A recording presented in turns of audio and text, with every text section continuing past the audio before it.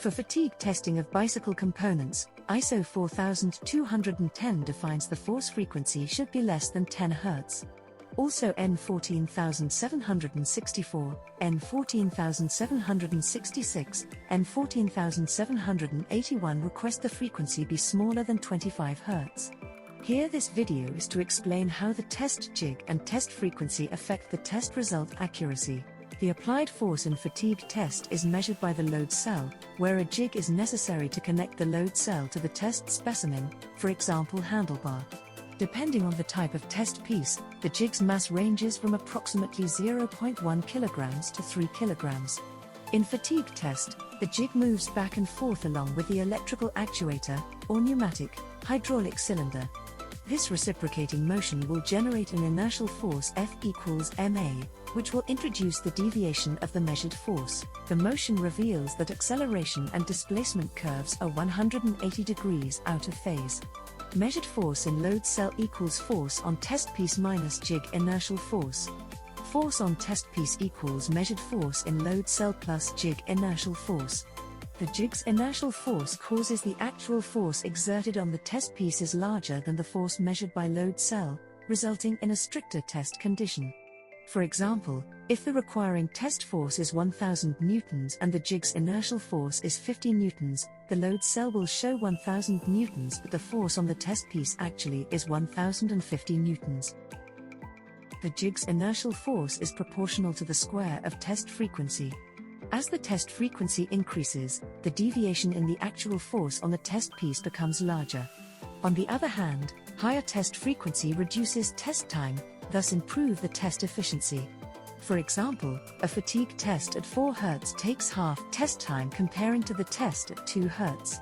However, when increasing the frequency, it must be careful to check the deviation caused by the jig's inertial force to ensure the test accuracy remain within an acceptable range.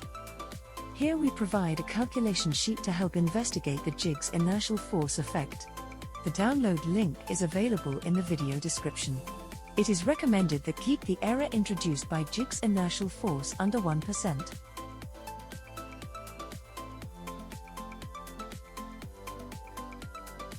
Next is experiment verification. First, we'll run a test without any jigs at 4 Hz. Then, we'll do tests with jigs at 2 Hz, 3 Hz, and 4 Hz.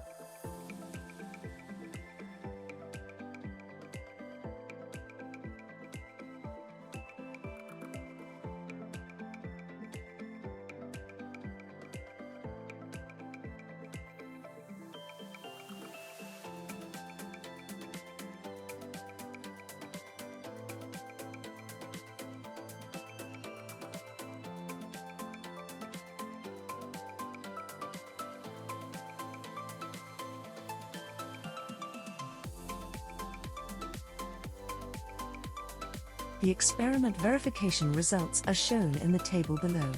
The measured values align with the calculation results.